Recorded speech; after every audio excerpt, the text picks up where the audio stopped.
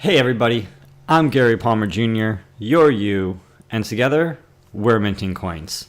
So I wanted to thank you for showing up to this show, and I also wanted to apologize that things are a little bit different than we normally have here on the show in terms of the video production. The way that we had been running things sort of kicked the bed, and we've had some technical issues between our computers and our software and getting all of the different technical components working together and jiving in a way that was allowing us to easily, for the most part, facilitate the show. So I suppose the biggest difficulty with the show technologically is that we actually don't have a computer that can handle the video processing and the whole processing, let alone editing, which is why you may notice that we shoot these shows all in one take. We just prep the show, we research the show, we put all the information together, and then we shoot it all in one take with no video editing, simply, partly because of the time requirement, but then also partly because of we just don't have the resources, the physical resources, the computer processing power capable of allowing us to do that. But nevertheless, we still want to produce these videos. We still want to communicate with you. I still want to reach out and let everyone know what's going on in the world of Bitcoin and blockchain technology so that we can figure this out and learn about this together, what's going on in the space. And so, we have over 4,000 subscribers, and every single one of our subscribers is very special and very important to me for the commitment that we have to provide you the best information possible across all of our social media platforms, and the people that are reaching out on traditional platforms like Facebook and Twitter, but also the people who are on SteemIt and different other cryptocurrency channels and YouTube as well. This is where we got started. This is our primary area. And there's just so much excitement in the area, so many more people looking for this information, looking at the market, watching it grow, and all of us growing up and through it together, that this is just very, very important that we bring this information to you and that together we're minting coins. So with that being said, there's a lot more that I want to talk about. There's a lot more that I'm doing behind the scenes. There's a lot more that I'm getting involved with in terms of Bitcoin and blockchain technology, connecting with people. I'm doing a little bit of writing. I'm doing a little bit of researching. I have some ebooks coming out for the general public, and then there might be a white paper in the works as well. But with all that being said, let's just dive into the market. Let's go over the news. Let's see what's going on together, and let's discuss.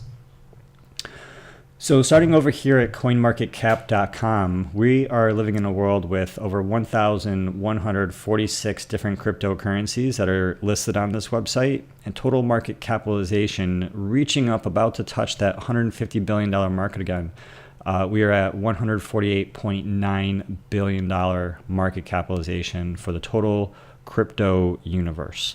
24-hour trading volume at a healthy $3.2 billion.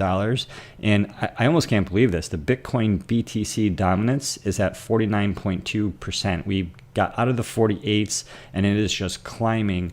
And so what does that mean? That means that the price per Bitcoin has been increasing, and the total market capitalization of all the other coins, as all the other coins have been increasing in quantity, overall the market capitalizations of all the other coins put together have been not raising as quickly as the value of Bitcoin. And so because of that, the Bitcoin BTC dominance was 47%, 48%, and now we're broken through 49.2%. It's very, very interesting to watch that.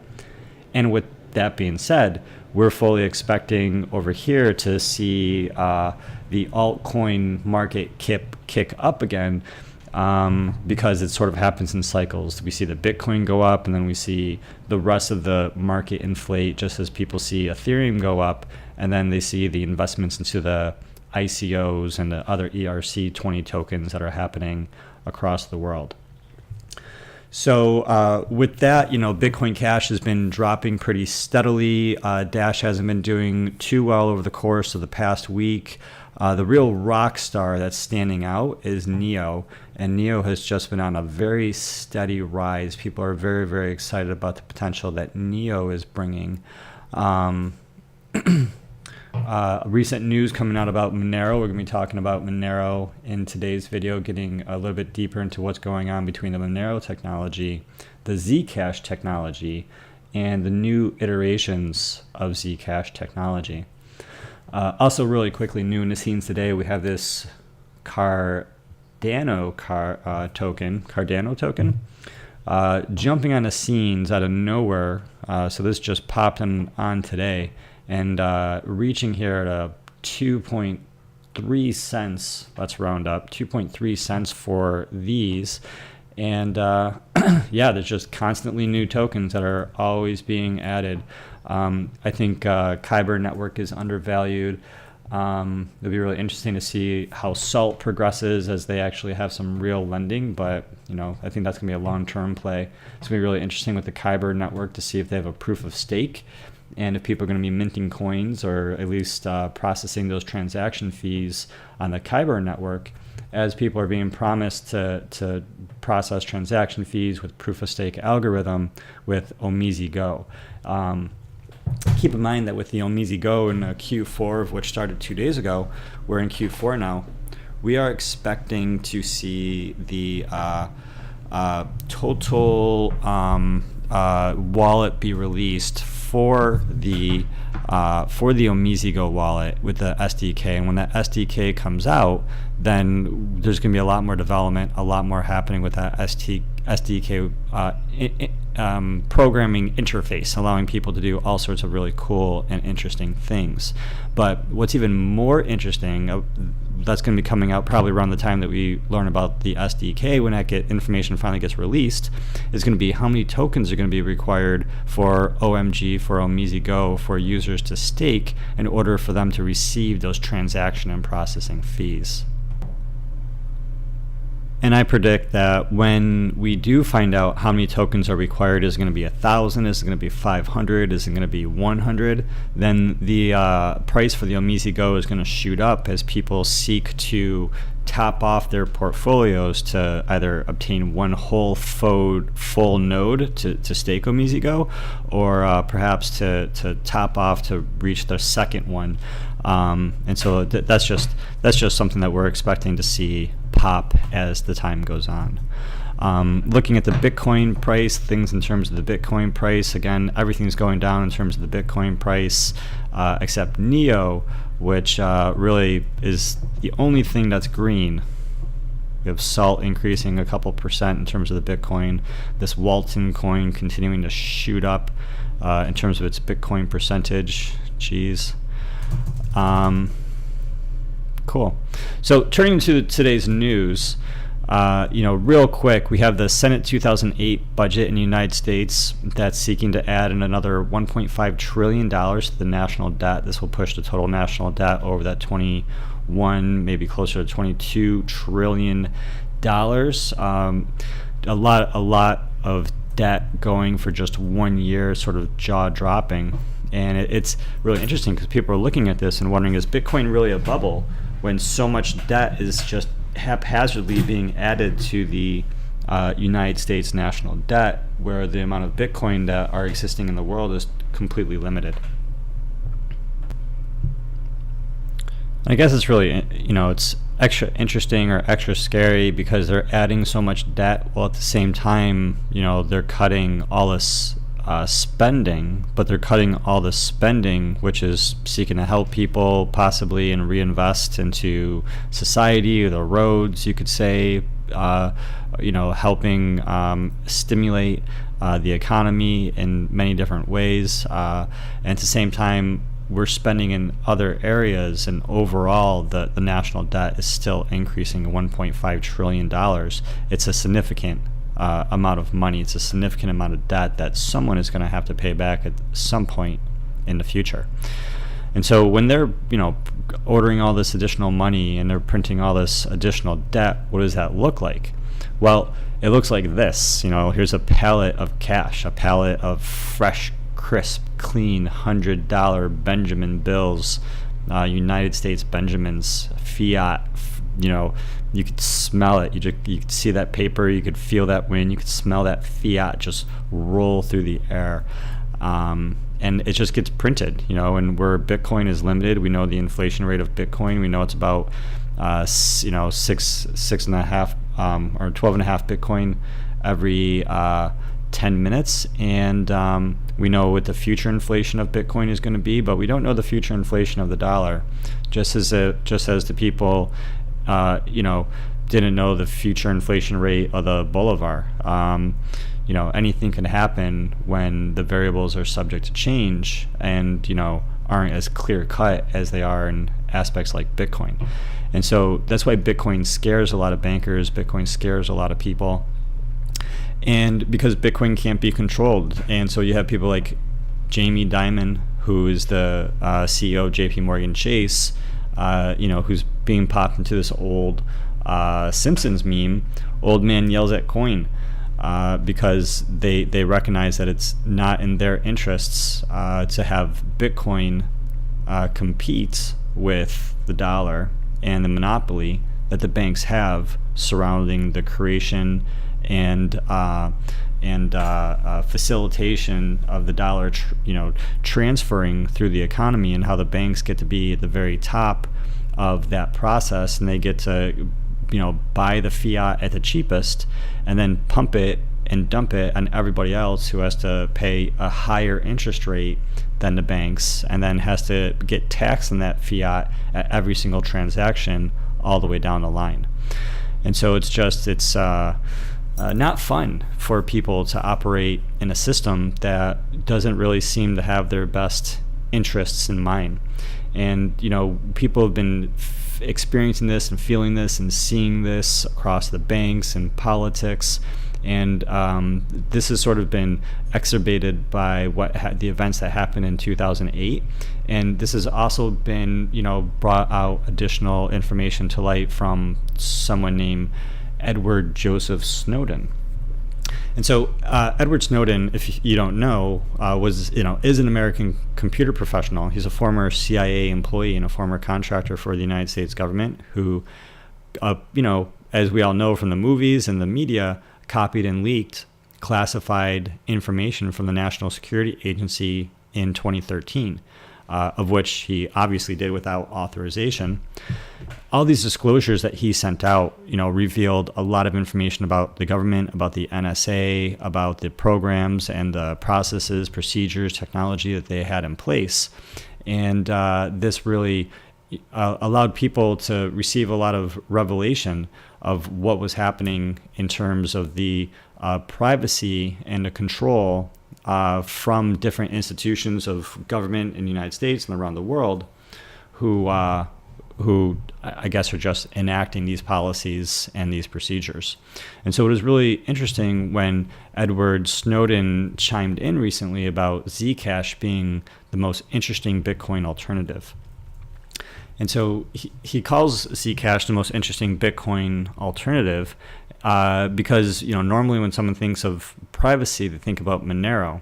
But when Edward Snowden was asked about Monero, he stated that it was a great project, but that the problem with amateur crypto is that mistakes tend to happen, and that having huge mistakes or even small mistakes, have huge consequences in terms of people's lives and what it means for the security of people who are seeking to protect their privacy. Of course, if you're using Monero, if you're using Zcash, if you're using the privacy features on Dash or Pivx, or Particle, or whatever the case may be, a small mistake can lead to grave consequences. And so this, sort of creates a lot of, in some ways, confusion or fear or uncertainty because a lot of people don't understand the privacy aspects of the blockchain technology. And I'm not sure how deep Edward Snowden is researching the cryptocurrency or the blockchain technology as well, because there's in fact actually risks with all of these different technologies. There's risks with Bitcoin, but in terms of the privacy-based blockchain technologies, there's major risks with Zcash, there's major risks with Monero, and neither one is really proven 100% safe. So as a part of that, and a part of this information, I wanted to go over really quickly the differences between Monero, Zcash, and how Zcash uses Zk-Snarks, snark like from Thundercats, snark. But how Zk-Snarks are different than Zk-Starks, right? Like Tony Stark. I don't think that's right. But okay, so I want to go over the Zk-Snarks versus the Zk-Starks and talk about the differences between Zcash and Monero. All right. So with that being said, let's pop right into this. Let me increase the size over here so we can get a little bit better visualization in case you're watching this on video. So we're going through this article on coindesk.com that's talking about the Zk-Stark technology.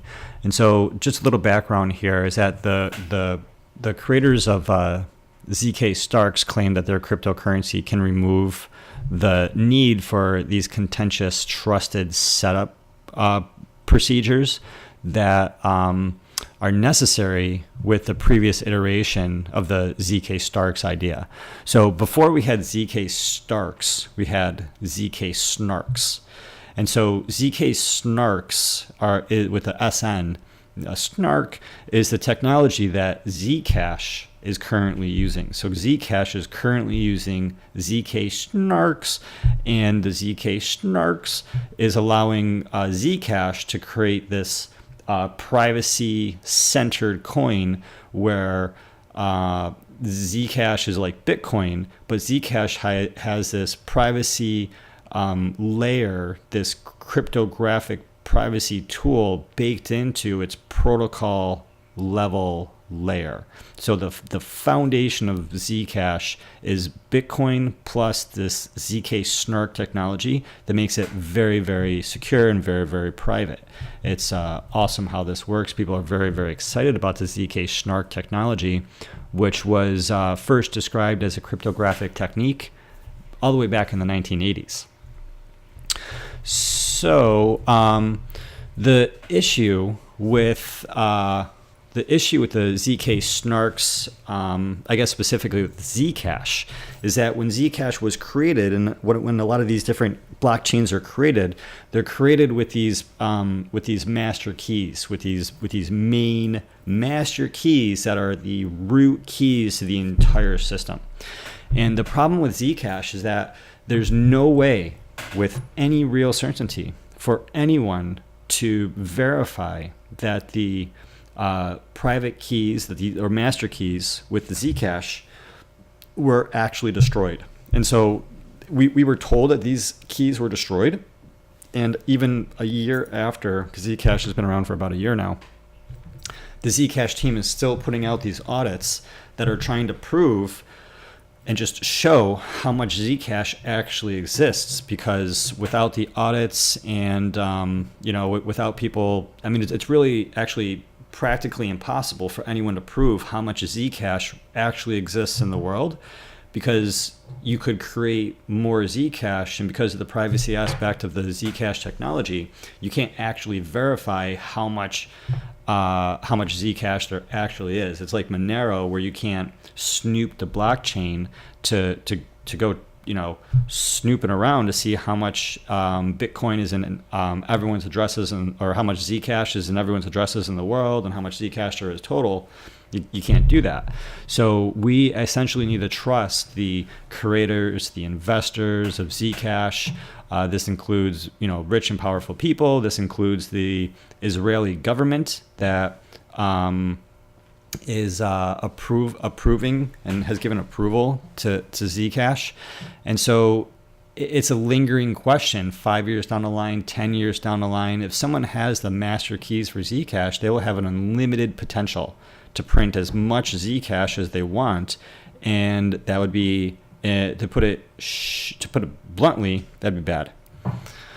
So that's the situation with Zcash. Is that Zcash had these master keys. Allegedly, they were destroyed. There's no way for us to know if, in fact, that was true. And so then we have different groups such as the Banking Consortium R3 and Ethereum, who have been talking about using the Zk-Snark technology to integrate with their blockchains. And we talk about that all the time in this channel, that Ethereum wants to integrate Zcash, that Bitcoin wants to integrate Zcash, that different technologies want to integrate Zcash because of its strength as the network effect of the Zcash has allowed it to become a very strong cryptocurrency, and the privacy aspect of the Zcash can add privacy functions to Bitcoin and to Ethereum technology, and so everyone is super excited.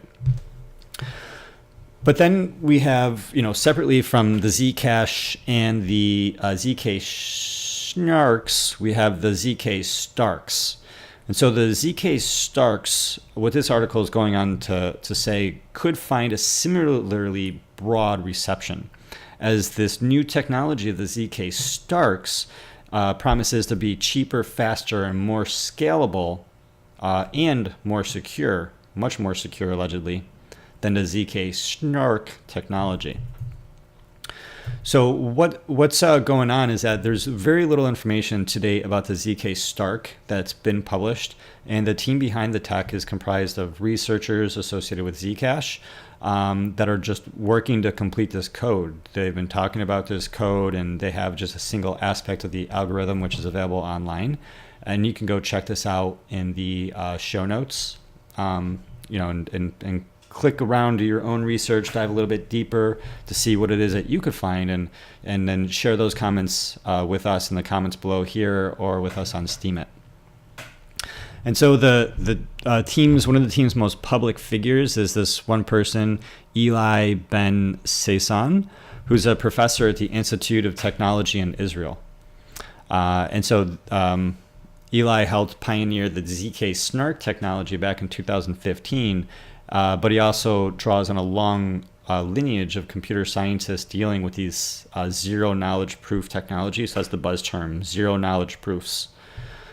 So basically, this goes on to say that that the Zk-Snarks used to establish the Zcash blockchain, because no one knows if the master keys were actually destroyed or not. Using the Zcash technology could be too risky for an extremely valuable business or for business sensitive information, because there just is no guarantee that somehow the Israeli government or army or just some big powerful person or institution just doesn't have a backup copy of this somehow, some way. It's just, there's a lot of risk involved.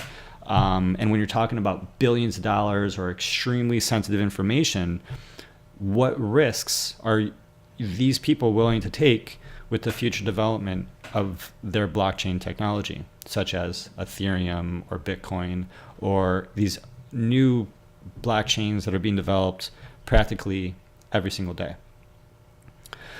So what happens is that, with cryptology and privacy, is that hiding the information, as Eli goes to say, is very easy using encryption. And the hard part is proving and maintaining the integrity under the veil of encryption, because we can't go back and easily prove or audit anything. And so, moving on, it's not just a Zcash that has to go through this process of destroying the keys, but other companies would have to consider destroying this master key ceremony as well. It's really a coordinated effort that's required, which is apparently, excuse me. So to destroy the key, it's a coordinated effort, and that's known as a trusted setup. And so this whole process, the reason why they don't understand and they don't have the certainty if it's been completed, is that it's extremely difficult to verify if it really happened, because it can't have any witnesses. Because if there's a witness, then someone could potentially be able to regenerate that key, right? And so it's just very risky to know. It's just high stakes game theory. This is high stakes poker. This is just high stakes world freedom or high stakes world domination. Because just imagine if you or someone had the master keys to Bitcoin and they were able to do whatever they wanted with Bitcoin, right? Or if they had the master keys for Zcash and they were just able to print as much Zcash as they wanted, or if they had the master keys of FedCoin, and then they could just print as much FedCoin as they want, right? And then, well, if they had that, master keys for FedCoin, I guess it would look like this, and then you'd just be able to print $1.5 trillion next year, and just do that for as long as possible until the economy crashes, I suppose. So Eli goes on to say with this quote here that there's going to be a huge incentive for governments and central organizations to try to put their hands on this master key that will allow them to write a check for any amount. With increased value, there's an increased incentive to attack. And that's the risks in a nutshell. And so going back to Monero and talking about Monero, is that Monero is actually thinking about this. To implement the idea from Monero would have to face the problem of a trusted setup for Monero to add Zcash in there. And so if Monero wants to add Zcash, Monero needs to have the trusted setup, and that means that they would have to destroy their keys, and they would have to somehow prove that all their keys were destroyed. And it essentially creates for Monero the same issue that exists for Zcash. And Monero really wants to add some sort of additional privacy technology because, with Monero, there's research that's come out. And I don't think I have it right here super handy for this video, but there's research that come out that says that there may be a 50-50 chance of someone being able to discern the true identity of a Monero transaction. And so if that is the case, then having 50-50 odds, and if your Monero transaction is private, would be a huge blow for Monero. And honestly is one of the reasons why we think that the price of Monero has come down pretty significantly, wiping out all the gains that it had from just a few weeks previous to that. But if Monero wants to instead use the Zk-Snark technology, this new one, instead of the Zcash's Zk-Snark technology, then the Zk-Snark technology, this new one, wouldn't require the trusted setup. It wouldn't require this key destruction sort of ceremony. And so because of that, Monero and Ricardo Spanghi describes a Zk-Snark technology as preferable, and said that Monero is going to be looking to integrate the Zk-Snark technology if and when the Zk-Snark technology is usable. And that's going to help them not have this trusted setup, not have to worry about the private key destruction, not have to worry about the fear and mistrust of someone having a secret copy of the key and being able to print more Monero.